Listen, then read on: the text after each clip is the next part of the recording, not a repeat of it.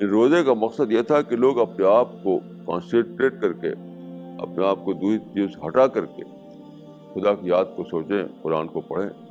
لیکن لذیذ کھانوں کے شوق میں ڈسٹریکشن ہو گیا، اسی طرف توجہ چلی گئی.